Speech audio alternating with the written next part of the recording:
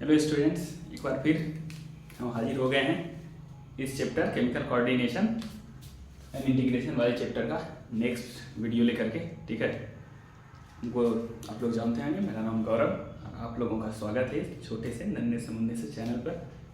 ठीक है, तो हम लोग 3 लेक्चर इससे पहले कर चुके हैं। पहले लेक्चर में 15-20 मिनट का जो लेक्चर था उसमें इंट्रो वाला पार्ट इंट्रोडक्शन किए हैं, फिर दूसरे वाले में हम लोग हाइपोथैलेमस कंप्लीट किए हैं और तीसरे वाले में पिट्यूटरी, जिसका कि बहुत सारा हार्मोन था।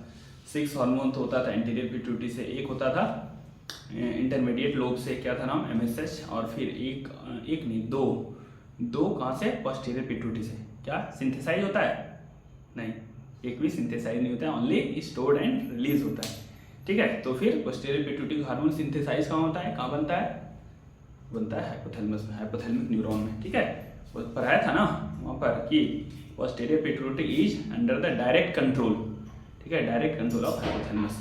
तो इस चैप्टर में इस लेक्चर में हम लोग इस लेक्चर में हम लोग करने वाले हैं पीनियल ग्लैंड पढ़ेंगे, पीनियल के बाद थायराइड पढ़ेंगे और उसके बाद देखेंगे इस लेक्चर में होगा तो थायराइड के साथ पैराथायराइड कवर कर लेंगे, नहीं तो पीनियल और थायराइड को पहले हम लोग कंप्लीट करते हैं। ठीक है, चलो तो देखो यार, बहुत छोटा सा पीनियल तो 2 मिनट में खत्म हो जाएगा। बहुत छोटा सा ग्लैंड है और बहुत ज़्यादा इसका इलेबोरेट फंक्शन याद नहीं रखना पड़ेगा, कुछ 3-4 पॉइंट है जो कि याद रखेंगे, 2 मिनट में खत्म हो जाएगा। चलो देखो, पीनियल ग्लैंड सबसे पहले बता दो इसका लोकेशन कहाँ होगा, कहाँ होता है लोकेशन। तो ये बताए थे, याद करो, हम लोग पहले लेक्चर में बोले थे कि हेड रीजन में 3 ग्लैंड है, हाइपोथैलेमस, पिट्यूटरी और पीनियल। 2 तो पढ़ चुके हैं हेड रीजन का, हाइपोथैलेमस, पिट्यूटरी, तो तीसरा बच गया हेड रीजन का। तो ये भी 4 ब्रेन में होगा। कहाँ पर है? इसमें रखेंगे dorsal side of 4 brain. Dorsal side कौन सा? वेंट्रल नहीं, डोर्सल साइड। 4 ब्रेन तो जानते हैं ना हम लोग, ब्रेन का 3 part, 4 brain, mid brain, hind brain. ये किसका है? 4 ब्रेन के डोर्सल साइड पर है। ठीक है, चलो अब ये जो हार्मोन जो सिक्रीट करता है, कौन सा हार्मोन बनाता है, उसका नाम क्या है? तो हार्मोन जो सिक्रीट करता है उसका नाम है मेलेटोनिन। क्या नाम है? मेलेटोनिन। अब देखो यार, कुछ है इसके बारे में फैक्ट कि ना डार्कनेस के टाइम पर ये हार्मोन ज्यादा बनता है, इसलिए यहाँ पे लिखा है more melatonin is produced during darkness. ठीक है, अंधेरे में ज्यादा प्रोडक्शन होता है पीनियल ग्लैंड से मेलेटोनिन का। अब चलो इसका जो 4-5 फंक्शन है वो याद रख लेते हैं। तो देखो सबसे पहला फंक्शन जो इंपॉर्टेंट है, रेगुलेशन ऑफ, यहाँ पर लिखे हम लोग डायगोनल रिदम। ये टर्म लिखा है DIUR, स्पेलिंग देख लीजिएगा आप लोग इस साइड में, डायगोनल रिदम। अब ये क्या होता है? डायगोनल रिदम क्या होता है? देखिए हम लोग क्या होता है, सुबह होता है, दोपहर होता है, शाम होता है, तो हमारा बॉडी उसके अकॉर्डिंग अपने आप रिएक्ट करने लग जाता है। ठीक है, मतलब सुबह होता है तो तुमको पता है कि हाँ अब जगना है, ये काम करना है, वो करना है, पढ़ने जाना है, स्कूल जाना है, कॉलेज जाना है। फिर शाम होता है, खाना खाते हैं, रात होते है तो तुमको नींद लगने लगता है। हमारा बॉडी समय के हिसाब, दिन रात के हिसाब अपने आप अकॉर्डिंगली बहुत सारा काम करने लगता है, हमारे बॉडी को एडजस्ट करता है। उसी को जो दिन भर हमारे बॉडी को जो एडजस्ट कर रहा है 24 घंटा, उसी बोलते हैं डायगोनल रिदम, या इसको बोल सकते हैं, क्या बोल सकते हैं? बोल सकते हैं 24 आवर, ये बोल सकते हैं 24 घंटे में जो हमारा बॉडी का होता है 24 आवर्स, क्या सोना जगना, स्लीप वेक साइकिल, सोना जगना सारा साइकिल को कंट्रोल करता है, उसी को बोलते हैं डायगोनल रिदम। तो पूछा जाएगा diagonal rhythm is controlled by hormone of which gland? तो पीनियल ग्लैंड। कौन सा नाम है उस हार्मोन का, नाम क्या है? तो नाम है मेलेटोनिन। कहाँ होता है पीनियल ग्लैंड? लोकेटेड बता दो, लोकेशन बता दो। तो डोर्सल साइड ऑफ 4 ब्रेन। ठीक है, अब चलो आगे चलते हैं। अब यहाँ पर है, यहाँ पर कुछ फंक्शन, ये सारा पॉइंट आपको एकदम अच्छे से आपने, इट आल्सो इन्फ्लुएंसेस, मतलब इसका और भी फंक्शन है। तो क्या क्या फंक्शन है? तो देखो, तो ये इन्फ्लुएंस करता है कि इसको बॉडी टेम्परेचर, हमारे बॉडी टेम्परेचर को भी इन्फ्लुएंस करता है, बॉडी टेम्परेचर। और क्या, ये मेटाबॉलिज्म, हमारे बॉडी में जो मेटाबॉलिज्म होता है उसको भी अफेक्ट करता है, मेटाबॉलिज्म। और ये क्या है, देखो इसमें एक इंपॉर्टेंट है पिगमेंटेशन, है ना, बॉडी का पिगमेंटेशन। ठीक है, कलरेशन, हमारे बॉडी का स्किन का कलरेशन, उसको भी अफेक्ट करता है, पिगमेंटेशन। और ये M से क्या है? एम से फीमेल में मेंस्ट्रुअल साइकिल को भी रेगुलेट करता है, कंट्रोल करता है, मेंस्ट्रुअल साइकिल, मेंस्ट्रुअल साइकिल। और फिर डी से क्या है, डी से है डिफेंस कैपेबिलिटी, ठीक है, हम लोग डिफेंस अपने बॉडी को जो बचा सकते हैं फॉरेन पैथोजन से, defence capability, capability, defence capability. Indirectly बोले तो डिफेंस कैपेबिलिटी का मतलब क्या हुआ, मतलब हमारे बॉडी में कितना इम्यूनिटी है, तो इम्यूनिटी मतलब हमारे बॉडी को इम्यूनिटी भी प्रोवाइड करता है। समझ में आया? हो गया 2 मिनट में खत्म। क्या क्या बताया, बोला पीनियल ग्लैंड लोकेशन जल्दी बता दो, कहाँ है location, dorsal side of the forebrain. उसके बाद बता दो कौन सा हार्मोन सेक्रेट करता है, मेलाटोनिन। डार्कनेस लाइट से इफेक्ट पड़ता है क्या, हाँ डार्कनेस में ज्यादा सेक्रेट होता है। फंक्शन क्या है, मेन फंक्शन इसका ये रेगुलेट करना डायगोनल रिदम। क्या होता है डायगोनल रिदम, 24 आवर जो हमारा बॉडी स्लीप वेक का साइकिल चलाते रहता है 24 घंटा, ठीक है, 24 घंटे में जो हमारा बॉडी अपने आप कुछ रिएक्ट करता है 24 आवर में, उसको बोलते हैं डायगोनल रिदम। क्या हुआ, 24 आवर स्लीप वेक साइकिल है। और ये मेलाटोनिन किसको किसको अफेक्ट करता है, कौन कौन सा फंक्शन को, तो हमारे बॉडी टेम्परेचर को, याद रहेगा ना, ये 4-5 पॉइंट जो यहाँ है ये 5 याद रखना है। बॉडी टेम्परेचर को भी अफेक्ट करता है। Metabolism, normal anabolism, catabolism reactions हमारे बॉडी में होते रहता है ना, पढ़े हो ना, मेटाबॉलिज्म का definition, all the reactions occurring in living body, metabolism है। उसके बाद पिगमेंटेशन, ठीक है, पिगमेंटेशन, कलरेशन, स्किन का कलरेशन भी ये इन्फ्लुएंस करेगा। मेंस्ट्रुअल साइकिल, फीमेल में मेंस्ट्रुअल साइकिल को भी अफेक्ट करेगा। और डिफेंस कैपेबिलिटी यानी इम्यूनिटी प्रोवाइड करने में भी इसका रोल है। खत्म हो गया, छोटा सा ग्लैंड था। अब हम लोग पढ़ने वाले हैं दूसरा ग्लैंड। अब किसी को स्क्रीनशॉट लेना है या आप लिखना चाहते हो तो मैं हट जाता हूँ कंप्लीट स्क्रीनशॉट लेने के लिए, ठीक है। चलिए तो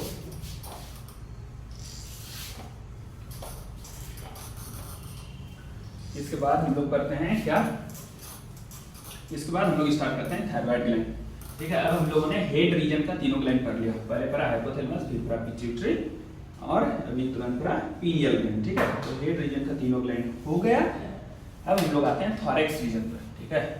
तो थोरैक्स रीजन में आएंगे तो नेक में पहले कौन सा ग्लैंड मिलेगा हमको, तो नेक में हमको मिलने वाला है थायराइड ग्लैंड, और उसके बाद पीछे थायराइड के पीछे पैराथायराइड मिलेगा। तो अब हम लोग स्टार्ट करने वाले हैं थायराइड ग्लैंड। तो हेडिंग लगाएंगे थायराइड ग्लैंड, थायराइड ग्लैंड। तो चलो सुनो, सबसे पहला पॉइंट और एक क्वेश्चन है क्या, it is the thyroid gland is the largest gland बोल दूं, बोलो लार्जेस्ट ग्लैंड बोलो इसको, पता है तुम्हें लार्जेस्ट ग्लैंड क्या होता है, बता दो कमेंट में। तो चलो ये है largest endocrine gland, largest gland नहीं बोलूंगा इसको, क्या बोलूंगा, लार्जेस्ट इंडोक्राइन ग्लैंड। जितने भी इंडोक्राइन ग्लैंड है उसमें से सबसे बड़ा इंडोक्राइन ग्लैंड है। तो लार्जेस्ट ग्लैंड बोलूंगा तो जानते हो तुम लोग, ठीक है, उसमें एक्सोक्राइन ग्लैंड आ जाता है हमारे बॉडी में, बताओ एल से स्टार्ट, अब तो लिख दो। चलो ठीक है, क्या बताया, thyroid gland largest endocrine gland है। देखो यार ये ओनली ग्लैंड, ये सिर्फ और सिर्फ अकेला ग्लैंड है, only gland which stores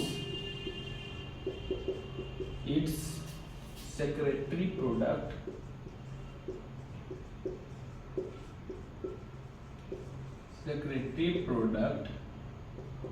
in a large amount,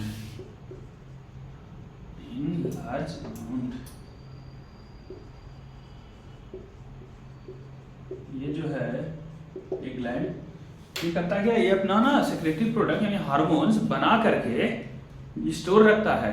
इसके पास स्टोर रखने के लिए स्ट्रक्चर होता है, देखेंगे अभी इसका स्ट्रक्चर देखेंगे। तो चलो अब देख लेते हैं ये ग्लैंड कहाँ पर है, कैसा है। तो सबसे पहली बात मैं लिखता हूँ कंपोज्ड ऑफ, देखो कंपोज्ड ऑफ 2 लोब्स, इसमें 2 लोब होते हैं, ठीक है, 2 लोब्स होते हैं। लेकिन नंबर कितना है थायराइड ग्लैंड का, थायराइड ग्लैंड 1 है या 2 है या 3 है या 4, नंबर बता दो। थायराइड ग्लैंड यहाँ पर लिखा है कंपोज्ड ऑफ 2 लोब्स। चलिए स्ट्रक्चर बना करके देखते हैं। चलो मैं क्या बनाऊँ, ये नेक रीजन में बनाने की कोशिश कर रहा हूँ, ठीक है।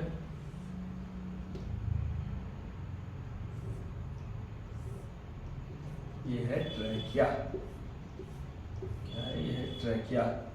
ये क्या है? ये है लैरिंग्स, लैरिंग साउंड बॉक्स। ये क्या है? ये है ट्रैकिया। मैं एक रीजन बना रहा हूँ, ये है ट्रैकिया, ठीक है। और अब ये तो कहाँ पर है? थायराइड ग्लैंड कहाँ पर है? तो थायराइड ग्लैंड, ठीक है, इस तरह का स्ट्रक्चर है थायराइड ग्लैंड का, ठीक है। ये है थायराइड ग्लैंड।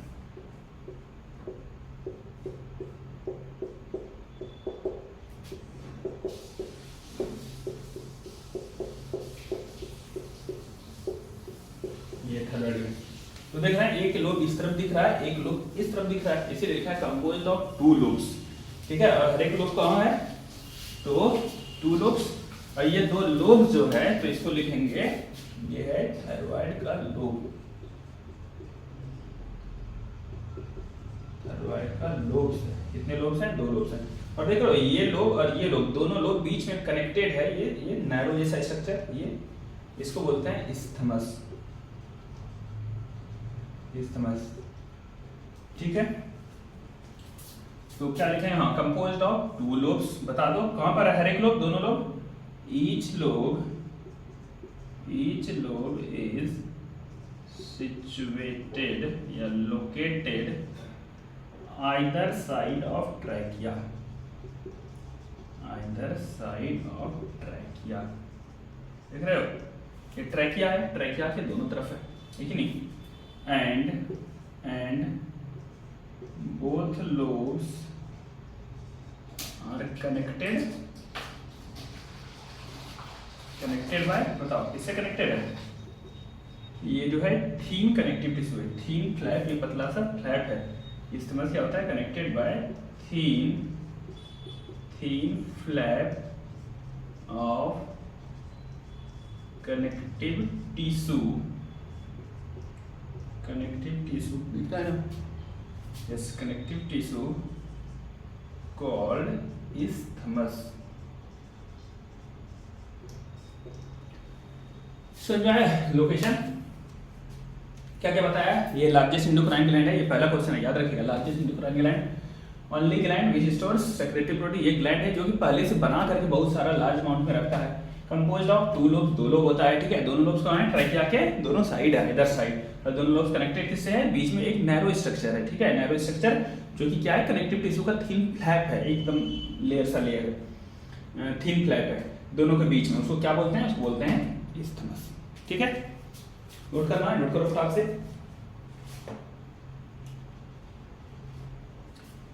चलो ठीक है, बढ़िया। मैं जल्दी से स्क्रीनशॉट लेना है, ले लीजिए। चलिए आगे बढ़ते हैं हम लोग।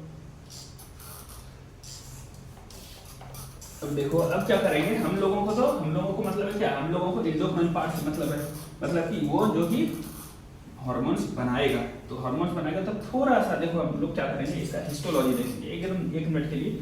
इसके देखेंगे कि थायराइड ग्लैंड में कैसा कैसा टिश्यू है, कौन कौन सा है। तो थायराइड ग्लैंड का हम लोग क्या करेंगे? हिस्टोलॉजी देखेंगे।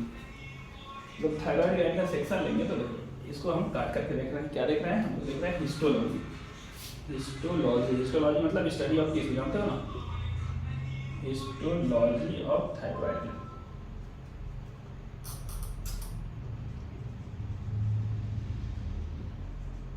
Histology of thyroid gland. जब थायराइड ग्लैंड के टिश्यू का स्टडी कर रहे हैं तो देखिए इसमें क्या है? इसमें बहुत सारा ये स्ट्रक्चर है। मतलब थायराइड ग्लैंड जो है बहुत सारे ये कुछ राउंडेड स्ट्रक्चर दिख रहा है। इसको क्या बोलते हैं? इसको बोलते हैं थायराइड फॉलिकल्स। क्या बोलते हैं? थायराइड फॉलिकल्स, ठीक है। ये फॉलिकल्स हुआ, और इसके बीच में क्या है? थायराइड फॉलिकल के बीच में कुछ मैट्रिक्स जैसा है, ठीक है। इसको हम लोग बोलते हैं स्ट्रोमा। तो बता दो, thyroid gland is made up of क्या? 2 चीज से बना, बोलो। एक बना है ये थायराइड फॉलिकल, दूसरा बना है स्ट्रोमा। मेड अप ऑफ 2 ही चीज, क्या क्या? बोलो। थायराइड फॉलिकल एंड स्ट्रोमा, ठीक है। स्ट्रोमा क्या है? ये मैट्रिक्स है, ये इसका मैट्रिक्स है। अब चलो देखो ध्यान से यार, ये जो बनाया थायराइड फॉलिकल्स, ये थायराइड फॉलिकल्स जो है ये भी सेल से बना होता है, इसके अंदर होते हैं सेल्स, इस तरह के ये सेल्स। तो ये सेल कहाँ है? फॉलिकल के अंदर है। कहाँ है? फॉलिकल के अंदर है, यानी थायराइड फॉलिकल का सेल है। अब ये सेल है, सारा सेल है, तो इस सेल का क्या नाम देंगे? क्योंकि ये फॉलिकल का सेल है इसीलिए इस सब सेल को हम लोग बोलेंगे, इस सब में होगा जितने भी फॉलिकल्स हैं, फॉलिकल्स जो बने होते हैं सेल से बने होते हैं, फॉलिकुलर सेल से बने होते हैं। ये सब कौन सा सेल बना रहे हैं? Follicular cell. और ये क्या करेगा? यही फॉलिकुलर सेल्स क्या करेगा? हार्मोन सेक्रेट करेगा। ऐसे लिख देता हूँ जैसे मैं दिखाता हूँ, ये क्या है और जैसे ये दोनों क्या हुआ? ये हुआ फॉलिकुलर सेल, फॉलिकुलर सेल्स। ठीक है, चलो यार सुनना ध्यान से, ये तो फॉलिकुलर सेल्स हो, लेकिन ये फॉलिकल जो है थायराइड फॉलिकल्स के बाहर भी कुछ कुछ सेल्स होते हैं, इस तरह के। ये क्या है? थायराइड फॉलिकल के अंदर है? नहीं, ये थायराइड फॉलिकल से बाहर है कुछ सेल्स। तो इसको क्या बोलते हैं? क्योंकि ये बाहर है इसीलिए इसको बोलते हैं हम लोग, इसको बोलते हैं हम लोग पारा फॉलिकुलर सेल। क्या बोलते हैं? बोलो, पारा फॉलिकुलर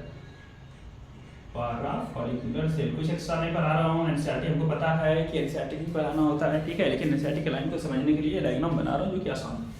चलिए क्या है? पारा फॉलिकुलर सेल्स।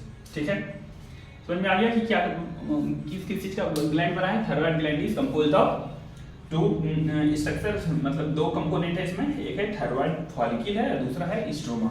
थायराइड फॉलिकल जो है इसमें सेल्स होते हैं, थायराइड फॉलिकल सेल्स का बना होता है, उसको क्या बोलते हैं? उसको बोलते हैं फॉलिकुलर सेल। और थायराइड फॉलिकल के बाहर भी कुछ सेल्स हैं स्ट्रोमा में, जिसको बोलते हैं पारा फॉलिकुलर सेल। अब और एक बात सुनो ध्यान से, ये चीज, हाँ ये देखो, ये जो फॉलिकुलर सेल्स हैं यही बनाते हैं हार्मोन, ठीक है, और हार्मोन जो है ये इसके अंदर भी जमा होता है, ठीक है, इन द फॉर्म ऑफ, और ये जो जमा है अंदर इसको बोलते हैं कोलॉइड्स। क्या बोलते हैं इस स्ट्रक्चर? इसमें जो केमिकल है कोलॉइड्स। ये कोलॉइड्स क्या होता है?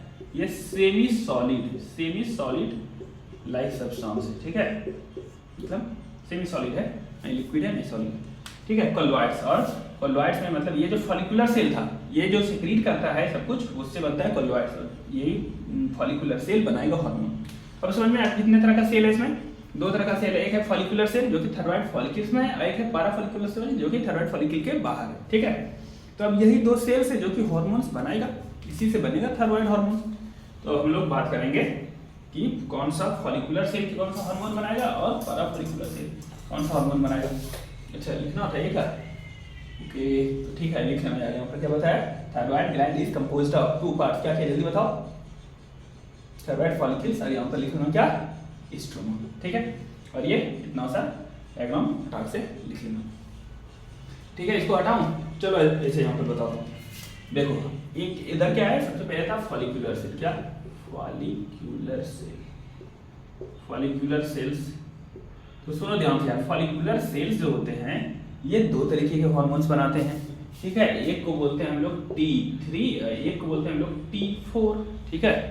अब T3 का पूरा नाम क्या है? T3 मतलब ट्राई आइडोथायरोनिन, पूरा नाम इसका क्या नाम है?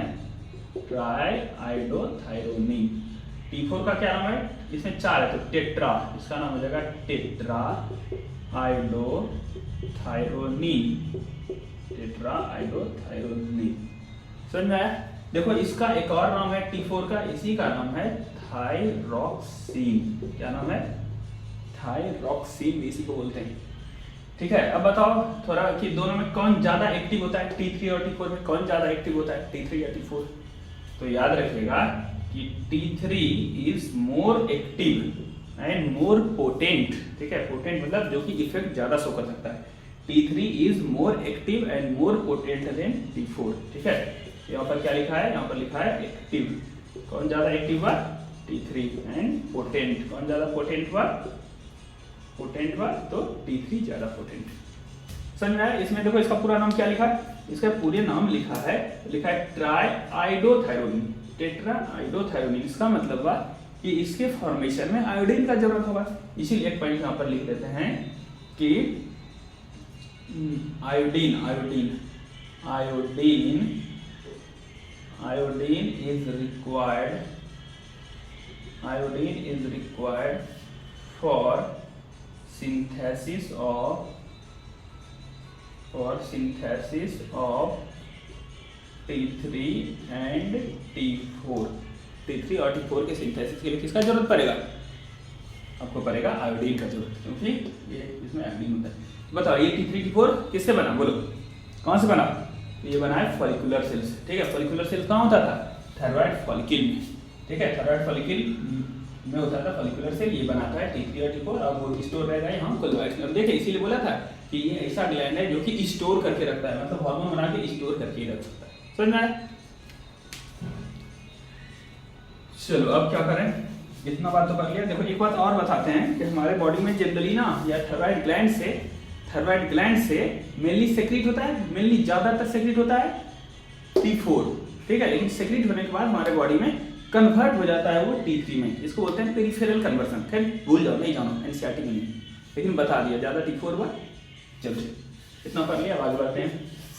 अच्छा तभी किसका बात किया? अभी हम लोगों ने बात किया किसका? फॉलिकुलर सेल का। ओके, लिखना था, रुके थे। ठीक है,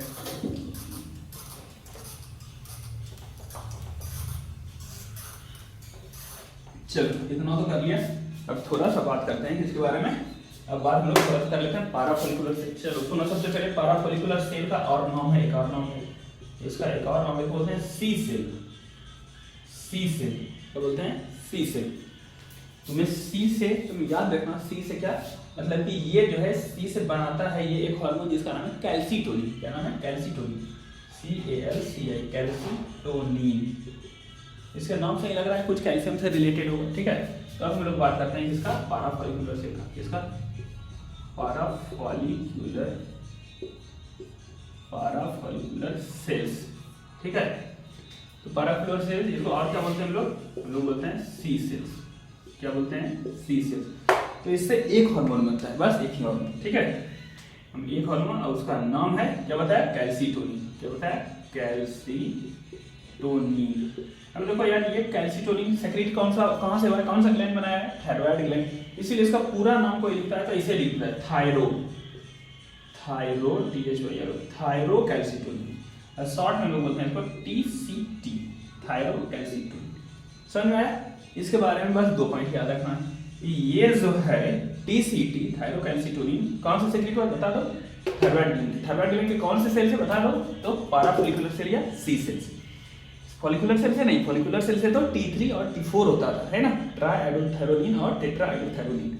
टेट्राआइडोथायरोनिन को हम लोग थायरोक्सिन भी बोलते हैं। अब चलो ये कैल्सीटोनिन जो है ये है हाइपो मतलब कम करने वाला, hypocalcaemic hormone. Hypocalcaemic hormone. Hypocalcaemic का मतलब क्या? हाइपो मतलब कम करना, कैल्शियम को कम करना। इसका मतलब हुआ डिक्रीज, ऐसे नीचे डिक्रीज ब्लड यहाँ लिखा ब्लड Ca2+, कैल्शियम लेवल। समझ में आया? ये ब्लड में कैल्शियम लेवल कम करेगा। चलो और देखो एक पॉइंट इसके बारे में याद रखना है कि ये जो है ये है हाइपोफॉस्फेटेमिक, हाइपोफॉस्फेटेमिक हार्मोन। इसका मतलब तो आप समझिए मेरे नाम से ही, हाइपो का मतलब हुआ लो, फॉस्फेटेमिक का मतलब हुआ फॉस्फेट। तो इसका मतलब हुआ डिक्रीज, ये क्या करेगा? डिक्रीज ब्लड में फॉस्फेट का level, phosphate ion, blood phosphate ion level. समझ में आ गया?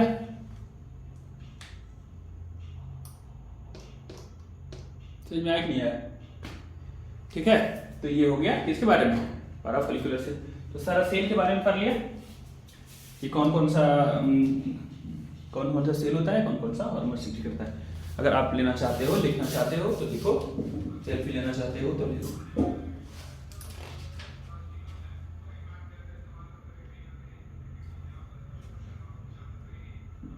हो गया?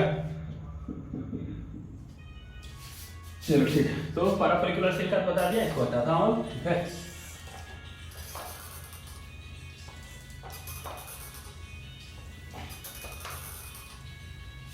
अब कर लिया।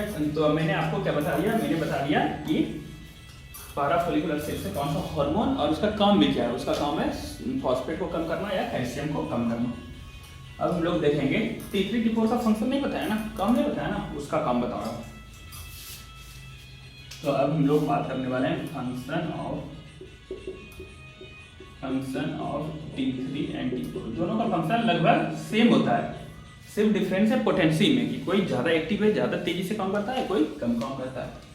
तो चलिए, अब ये बहुत ही इंपॉर्टेंट है, ये आपको याद रखना पड़ेगा, ठीक है। देखो पहला ये जो है ये क्या करता है, help in erythropoiesis.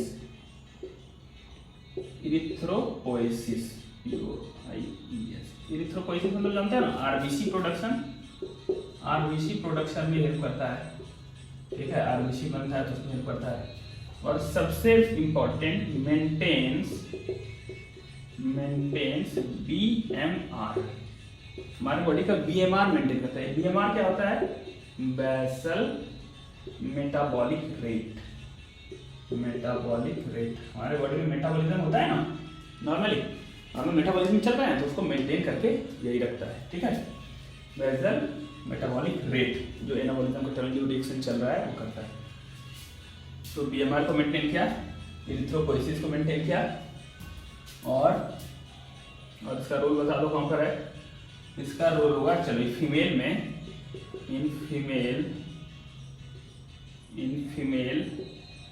Regulate menstrual cycle को भी रेगुलेट करता है ये मेंस्ट्रुअल साइकिल। इसीलिए याद रखना, अभी जब लास्ट में हम लोग करने वाले हैं क्या, डिसऑर्डर ऑफ थायराइड ग्लैंड।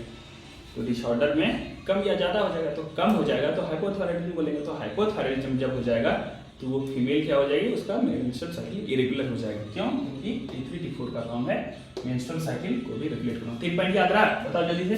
पहला क्या बताया, हेल्प इन इरिथ्रोपोइसिस। इरिथ्रोपोइसिस का मतलब क्या हुआ, जल्दी बताओ। इरिथ्रोपोइसिस का मतलब फॉर्मेशन ऑफ आरबीसी। फिर क्या बोला, रेगुलेशन ऑफ बीएमआर, यानी कि मेटाबॉलिक रेट को मेंटेन करेगा। फिर क्या बताया, ये करता है मेंस्ट्रुअल साइकिल को रेगुलेट करता है। और जो सबसे इंपॉर्टेंट जो है, अब ये देखिए तीसरा पॉइंट, ये मेटाबॉलिक कंट्रोल्स मेटाबॉलिज्म ऑफ, जो हम लोग खाना खाते हैं क्या क्या, carbohydrate,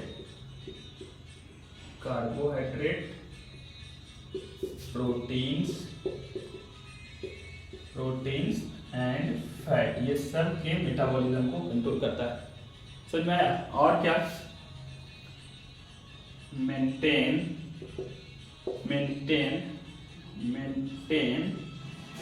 water and electrolyte balance. हमारे बॉडी में वाटर और इलेक्ट्रोलाइट यानी कि सोडियम पोटेशियम ये सब आयन जो होता है इसको भी मेंटेन करके रखता है, ठीक है। इसको भी मेंटेन करता है। और क्या, और controls development, physical and mental development, ठीक है। बच्चे में जो डेवलपमेंट होगा फिजिकली, बॉडी का डेवलपमेंट और दिमाग का डेवलपमेंट, ठीक है, उसको भी कंट्रोल करता है। कितना इंपॉर्टेंट काम बताया थायराइड हार्मोन का, सब बात याद रखना है। 5 और 6 पॉइंट याद रखना है, सर एक पॉइंट के क्वेश्चन है, ठीक है। देखो क्या क्या लिखा, पहला काम क्या, हेल्प इन इरिथ्रोपोइसिस, ठीक है, ये आरबीसी प्रोडक्शन कराता है। Maintain BMR, basal metabolic rate maintain करके रखता है, जो हमारा बॉडी नॉर्मली फंक्शन करता है। फीमेल में मेंस्ट्रुअल साइकिल को रेगुलेट करता है। और क्या करता है, मेटाबॉलिज्म में एम छूट गया यहाँ पर, कंट्रोल्स मेटाबॉलिज्म, कार्बोहाइड्रेट, प्रोटीन्स, ये प्रोटीन है, प्रोटीन फैट सबके मेटाबॉलिज्म को भी रेगुलेट करता है। मेंटेन वाटर और इलेक्ट्रोलाइट को बैलेंस करके रखता है हमारा बॉडी, उसमें भी हेल्प करता है, ठीक है। फिजिकल डेवलपमेंट और मेंटल डेवलपमेंट मतलब शारीरिक विकास और मानसिक विकास जिसको बोलते हैं, दोनों कंट्रोल करता है। अब इसीलिए सोचो कि जब बीमारी हो जाएगा, ठीक है, कोई भी फीमेल है प्रेगनेंसी में, उन्होंने क्या किया, उन्होंने आयोडीन कम लिया या किसी वजह से हाइपोथायराइडिज्म हो गया, थायराइड नहीं बन पाया, तो थायराइड नहीं बनेगा तो बच्चे का फिजिकल और मेंटल डेवलपमेंट दोनों रुक जाएगा। तो फिजिकल डेवलपमेंट रुक जाएगा तो ड्वार्फिज्म हो जाएगा, है ना। और मेंटल डेवलपमेंट भी यहाँ नहीं होगा तो क्या हो जाएगा, मेंटली रिटार्डेड हो जाएगा, मेंटल रिटार्डेशन, मंद बुद्धि जिसको बोलते हैं वो हो जाएगा, ठीक है। समझ में आया इतना? इतना अगर आ गया तब हम लोग क्या पढ़ने वाले हैं, अब इसका डिसऑर्डर पढ़ने वाले हैं। ठीक है, जल्दी से इसको लिखना है तो लिखो, इस डिसऑर्डर।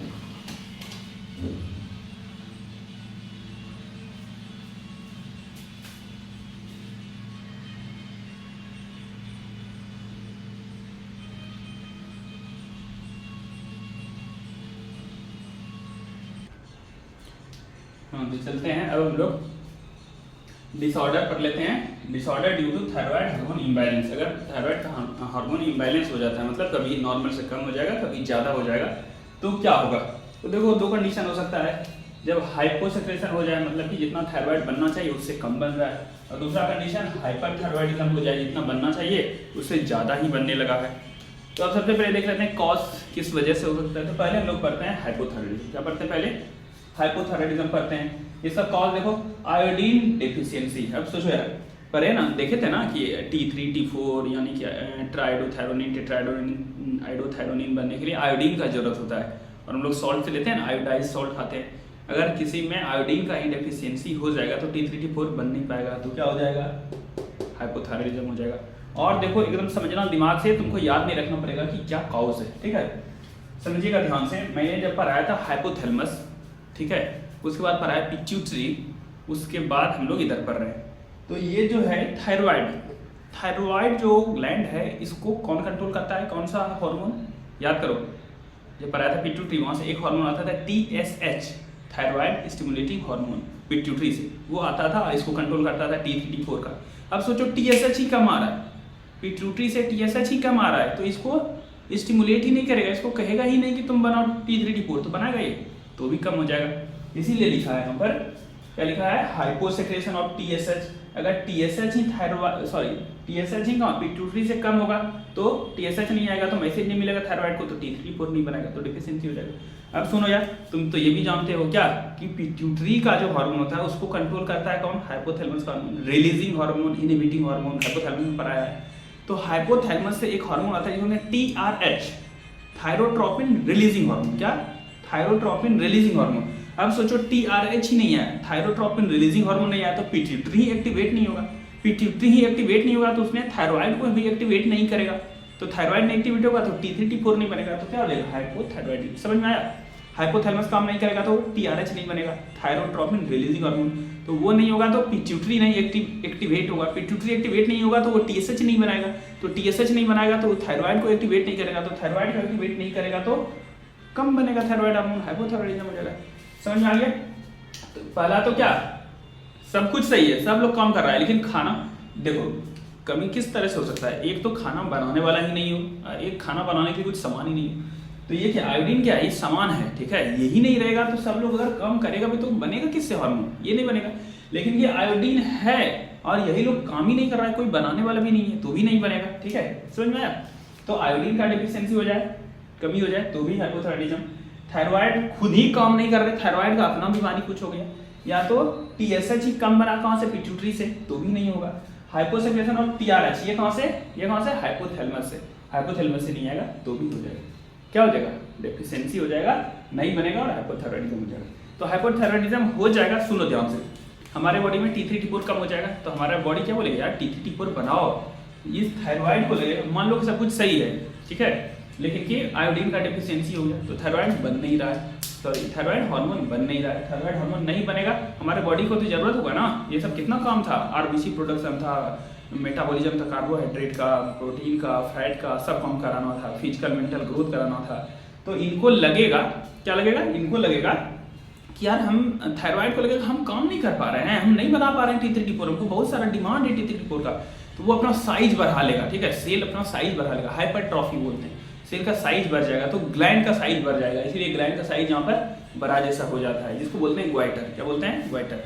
तो ये यहाँ पर लिखा है सिंपल ग्वाइटर। क्या लिखा है? Simple goitre. सिंपल ग्वाइटर में क्या हो जाता है कि खाना में जो खा रहे हैं उसमें आयोडीन कम है, बोलते हैं डाइटरी इनसफिशियंसी या डाइटरी डेफिशिएंसी ऑफ आयोडीन। क्या लिखा है? Due to dietary deficiency of iodine, iodine खाना में कम है तो T3 T4 नहीं बनेगा, हो जाएगा हाइपोथायराइडिज्म, और ग्लैंड का साइज बड़ा हो जाएगा। कौन सा ग्लैंड? थायराइड ग्लैंड का साइज बड़ा हो जाएगा। यही लिखा है यहाँ पर, इनलार्जमेंट ऑफ ग्लैंड, ग्लैंड का इनलार्जमेंट हो जाएगा, और इसी इनलार्जमेंट को हम लोग क्या टर्म देते हैं? ग्लैंड का बड़ा होना, ग्लैंड का बड़ा होना, इसके लिए टर्म हम लोग देते हैं ग्वाइटर। क्या देते हैं? ग्वाइटर। समझ में आया? अब सुनना ध्यान से यार, अगर यही डेफिशिएंसी, ठीक है, ये कमी अगर कोई फीमेल है, प्रेग्नेंट है, ठीक है, प्रेगनेंसी में ये कमी हो गया, उन्होंने आयोडीन कम लिया, ठीक है, तो प्रेगनेंसी में कमी हो गया, तो जो बच्चे बन रहे हैं इंट्रा यूटेरल लाइफ में, यूट्रस में जो बच्चे ग्रो कर रहे हैं उसको भी नहीं मिलेगा, तो उसका बॉडी का अच्छे से डेवलपमेंट नहीं होगा, उसका मेंटल डेवलपमेंट नहीं होगा, ठीक है, क्या हो जाएगा? आईक्यू लो हो जाएगा उसका, इंटेलिजेंस क्वेश्चन, ठीक है, फिजिकली अच्छे से ग्रोथ नहीं होगा, मेंटली रिटार्डेड हो जाएगा। समझ में आया? डीप म्यूटिज्म होगा, डीप म्यूटिज्म मतलब बहरा हो सकता है, गूंगा हो सकता है। समझ में आया? ये सारा प्रॉब्लम हो सकता है। तो यही क्या आयोडीन डेफिशिएंसी अगर कब हो जाए? प्रेगनेंसी में हो जाए, ठीक है, या बच्चा जन्म लिया, जन्म के साथ चाइल्डहुड में हो जाए, इन्फेंसी, इन्फेंट था, इन्फेंसी में हो जाए, तो एक बीमारी हो जाएगा। मतलब यही डेफिशिएंसी कब, यही चीज अगर होता है किसमें, इनको कितना लिखना है लिख सकते हो, यही अगर होता है, अब ये इसका दो रूप हो सकता है, ठीक है, ये डेफिशिएंसी आयोडीन का या तो किसमें हो जाए, या तो हो जाए आई इंट्रा, इसको भी मिटा देते हैं हाइपोथायराइडिज्म को, अभी हम लोग हाइपर को मिटाते हैं, हाइपो करना है, intra uterine, intra uterine life में जब बच्चा माँ के गर्भ में है और तुरंत पैदा हुआ इन्फेंसी, इन्फेंसी या चाइल्डहुड में अगर ये सब हुआ तो एक जो डिजीज होगा उसको बोलते हैं क्रिएटिनिज्म। क्या बोलते हैं? क्रिएटिनिज्म। समझ में आया ना? ये बच्चे का बीमारी। अगर ये सारा कमी ठीक है, चाइल्डहुड में सब ठीक था, लेकिन एडल्ट होने के बाद अब उसके बॉडी में बहुत दिन से आयोडीन का कमी है, डेफिशिएंसी है, तो जो होगा उसको बोलते हैं मिक्स इडिमा। क्या बोलते हैं? MYXEDEMA, myxoedema. समझ में आया? ये सब क्या कर रहे हैं? ये सब हाइपोथायराइडिज्म का पहले कॉज पर है, ठीक है, कॉज करने के बाद देखें कि क्या हो जाएगा। जब D3 T4 कम हो जाएगा तो ग्लैंड को लगेगा हम बना नहीं पा रहे हैं, तो और ज्यादा मेहनत करेगा, अपना साइज बढ़ा लेगा, तो साइज बढ़ जाएगा किसका, किस वजह से? आयोडीन उसके फूड में कम है, बन नहीं पा रहा है, तो साइज बढ़ जाएगा, ग्लैंड का साइज बढ़ना इज नोन एज ग्वाइटर। समझ में आया? अब देखो ये होगा तो अगर चाइल्डहुड में हुआ है, इंट्रायूटेराइन लाइफ में हुआ है, इन्फेंसी में हुआ है, तब उस डिजीज को बोलेंगे क्रिएटिनिज्म। लेकिन वो अगर अडल्ट में हुआ है तो यहाँ पर लिख देता हूँ, एक इसमें अडल्ट में हुआ है, अगर ये अडल्ट में डेफिशिएंसी हुआ है तो अडल्ट में हुआ है तो उसको बोलेंगे मिक्स इडिमा, ठीक है। और ये मिक्स इडिमा मेनली थायराइड वाला ज्यादा डिसऑर्डर मेनली फीमेल में होता है, ठीक है। यहाँ पर मैं लिखता हूँ ऐसे, मोस्ट कॉमन इन फीमेल, ठीक है। और इसमें क्या हो जाता है, इसमें फीमेल का मेंस्ट्रुअल साइकिल इरेगुलर हो जाता है। इसमें याद रखेंगे मिक्स इडिमा में क्या हो जाएगा, मेंस्ट्रुअल साइकिल, मेंस्ट्रुअल के दो पॉइंट जो है लिखा हुआ है एनसीईआरटी में, मेंस्ट्रुअल साइकिल इरेगुलर, समझ में आया। इस क्रिएटिनिज्म को थोड़ा डिटेल में पढ़ेंगे, ठीक है, इसके बारे में जानना है। क्रिएटिनिज्म किसमें हुआ है, बच्चे में हुआ है। वो बच्चा जिसकी की मदर ने प्रेगनेंसी के टाइम पर आयोडीन का डेफिशिएंसी हो गया था उसकी मदर को, या तो ये बच्चा जब जन्म हुआ तो उसका इन्फेंसी में, ठीक है, चाइल्डहुड में उसको कम आयोडीन मिला, उस वजह से वो क्रिएटिनिज्म हो जाएगा। तो क्रिएटिनिज्म पर क्वेश्चन आता है कि क्रिएटिनिज्म वाला बच्चा कैसे होगा, उसका कैरेक्टरिस्टिक फीचर पूछा जाता है, इसीलिए अब हम लोग क्रिएटिनिज्म को थोड़ा सा पढ़ लेते हैं। ये मिक्स इडिमा में ज्यादा नहीं पढ़ाएंगे, बस मिक्स इडिमा के बारे में इतना याद रखना है कि ये अडल्ट में जब हाइपोसेक्रेशन होता है, अडल्ट में जब हाइपोसेक्रेशन होता है, हाइपोथायराइडिज्म, तब उसी को बोलते हैं मिक्स इडिमा। फीमेल में मोर कॉमन है, उसमें क्या होगा, मेंस्ट्रुअल साइकिल इरेगुलर हो जाएगा फीमेल का। चलो जिसको लेना है लो, मिटाता हूँ। तो अभी हम लोग पढ़ने वाले हैं हाइपोथायराइडिज्म में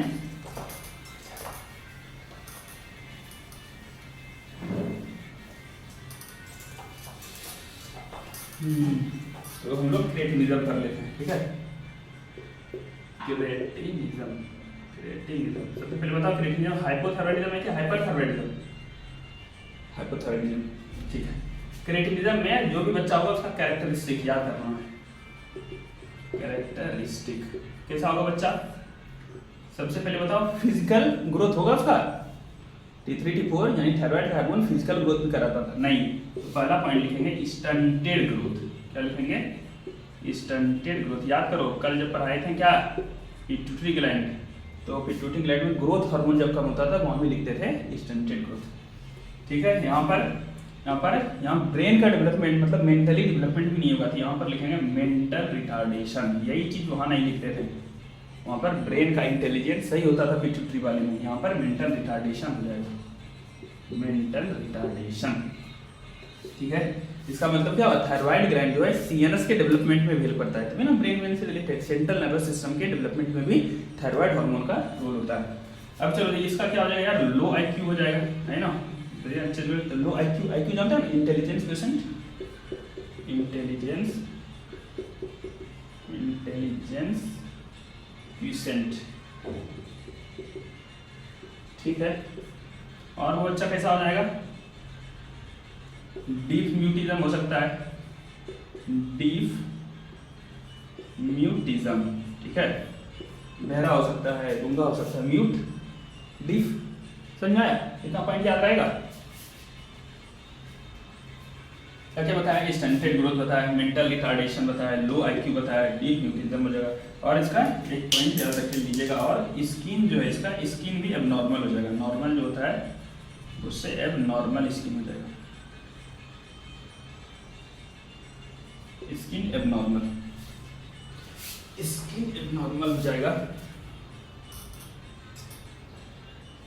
स्किन एबनॉर्मल, इतना सा बात है। और सुनिए कि हाइपोथायराइडिज्म में बेसिक बात इतना सा याद रखना, क्या हाइपो ये करता क्या था, ये बीएमआर को मेंटेन करता था, अब कम हो गया तो बीएमआर लो हो जाएगा, मतलब हमारे बॉडी का सारा एक्टिविटी स्लो डाउन हो जाएगा, बस इतना सा दिमाग को समझा लेना।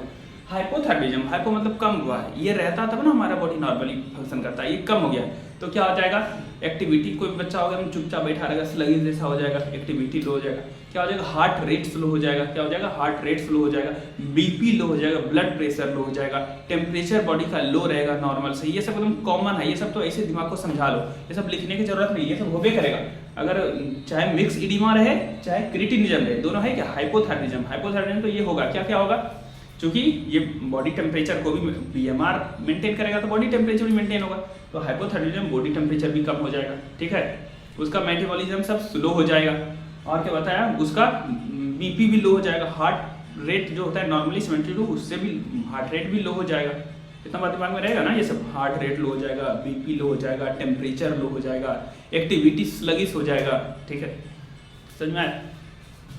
चलो इतना बात हो गया, अब मिक्स इडिमा के बारे में तो पढ़ ही चुके हैं, अब थोड़ा सा सिर्फ हाइपरथायराइडिज्म के बारे में कर लेते हैं।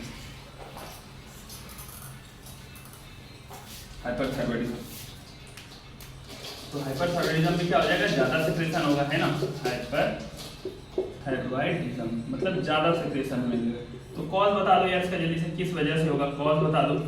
तो इसका कॉज जो होगा, मान लो कि थायराइड ग्लैंड था और थायराइड ग्लैंड में हो गया कैंसर, कैंसर मतलब एक्सेसिव ग्रोथ ऑफ सेल, तो यहाँ पर लिखेंगे cancer, cancer of thyroid, thyroid का कैंसर हो जाएगा तो सेल बहुत ज्यादा हो जाएगा, सेल बहुत ज्यादा हो जाएगा तो बहुत ज्यादा सेक्रेशन हो जाएगा, और उसमें सेल का नोड्यूल बन गया, तो नोड्यूल, नोड्यूल ऑफ थायराइड,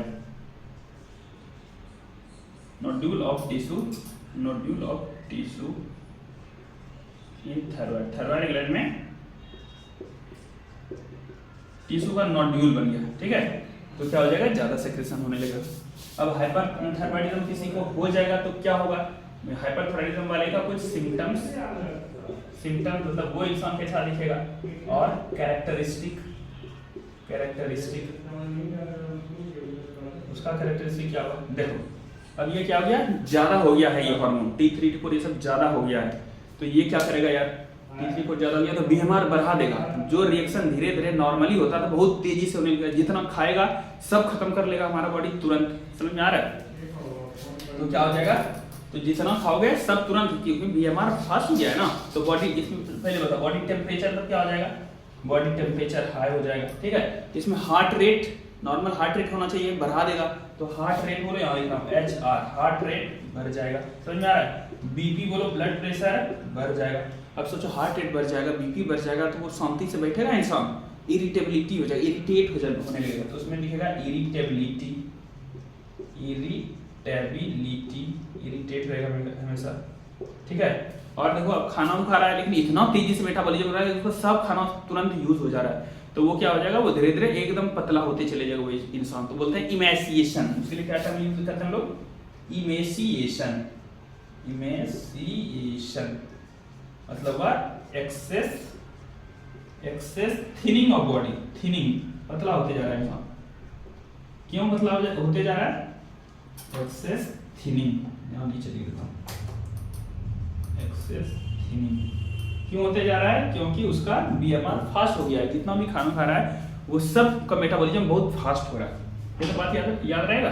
ये सब किसका है? जो हाइपोथायराइडिज्म में सब कुछ स्लो हो जा रहा था, तो हाइपोथायराइडिज्म में सब कुछ बढ़ा देना, ठीक है। ये सब कॉमन सिम्टम्स है। एक बीमारी का नाम इसमें भी लेते हैं, हाइपरथायराइडिज्म में भी, ठीक है। इतना लिखना है, आप नोट कर सकते हैं। तो हाइपरथायराइडिज्म की एक बीमारी का नाम कॉज समझ में आया। इसका या तो कैंसर हो जाए या तो क्या हो जाए, इसका नोड्यूल बन जाए। यहाँ पर नोड्यूल लिखा था, नोड्यूल बन जाएगा तो ज्यादा सेक्रीशन होने लगेगा। एक बीमारी का नाम करना जो कि हाइपर दो पर आता है ना, इसमें हाइपोथायराइडिज्म कौन कौन सा है? क्रिटिनिज्म और बता दो जल्दी से, मिक्सिडिमा। क्रिटिनिज्म किसमें? बच्चे में, ठीक है। और मिक्सिडिमा किसमें? एडल्ट में। क्रिटिनिज्म वाले बच्चे का बता दो जल्दी से, क्या क्या होता था, याद है कि नहीं? चलो पहले हम लोग हाइपोथायराइडिज्म का एक डिजीज पढ़ लेते हैं। हाइपरथायराइडिज्म पढ़ रहे हैं ना। हाइपरथायराइडिज्म का एक डिजीज, उसका नाम है एक्सोप्थेल्मिक ग्वाइटर। क्या नाम है?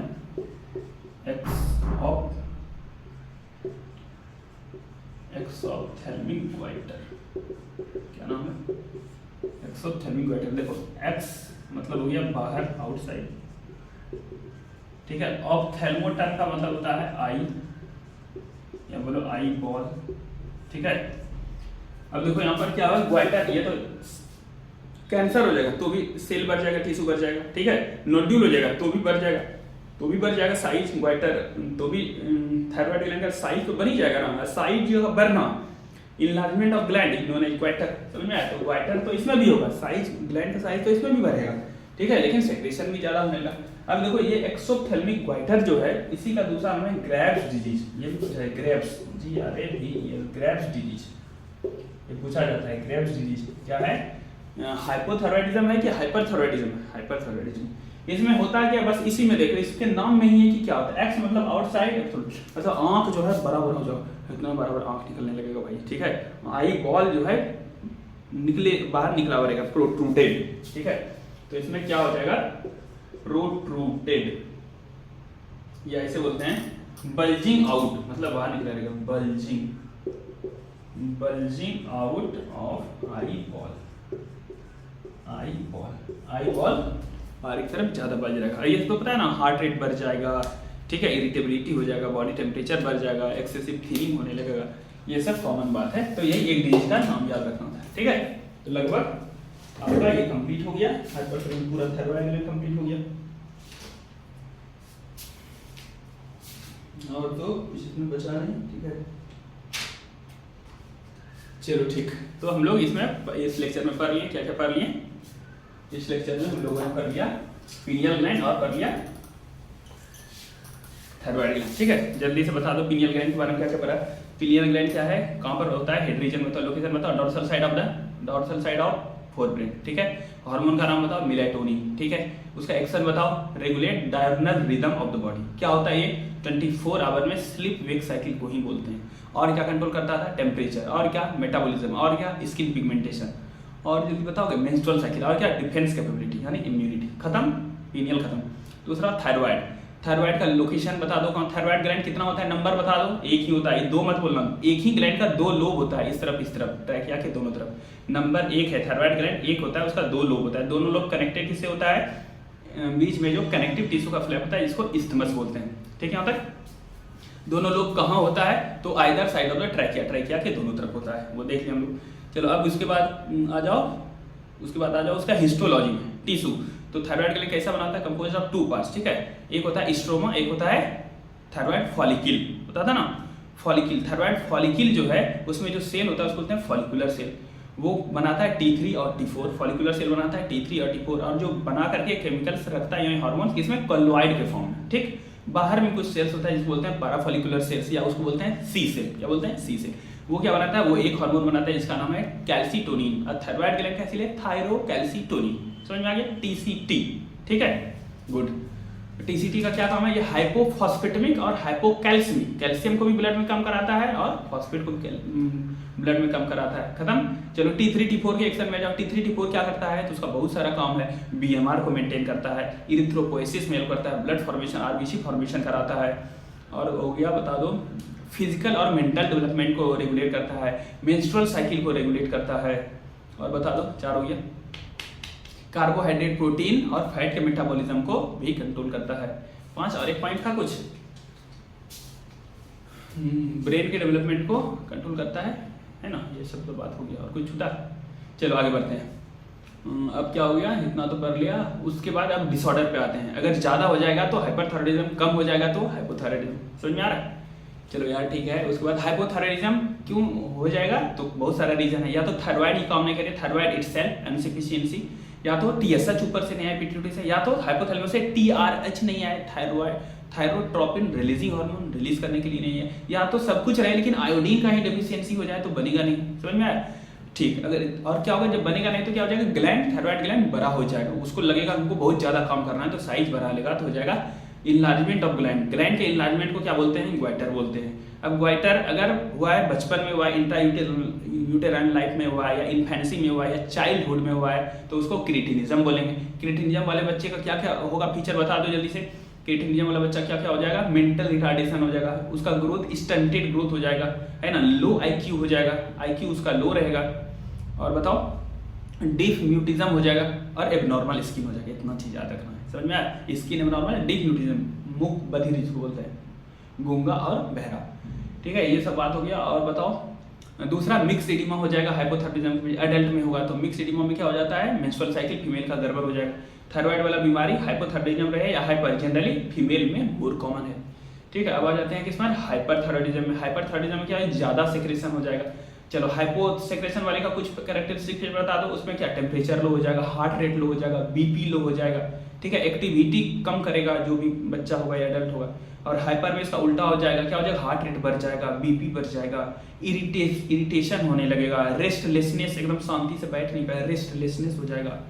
ठीक है, अब चलो एक बीमारी का नाम बताओ हाइपरथायराइडिज्म का, एक्सोप्थेल्मिक ग्वाइटर। क्या नाम है, एक्सोप्थेल्मिक ग्वाइटर। क्या बोलते हैं, ग्रेव्स डिजीज। उसमें क्या होता है, आई बॉल का बल्जिंग हो जाता है, बल्जिंग बाहर निकल जाता है आई बॉल। ठीक है, बाहर की तरफ आ जाता है। और इसमें क्या हो जाता है, और इसका रीजन बता दो किस वजह से होता है।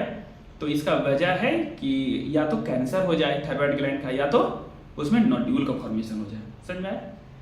कैसा लगा लेक्चर, समझ में आया कि नहीं आया, लगभग याद हुआ कि नहीं आपको सब कुछ, ये बता दीजिएगा। ठीक है, कमेंट में बताइएगा, फिर अगले लेक्चर में मिलते हैं। जब तक पढ़ाई करते हैं।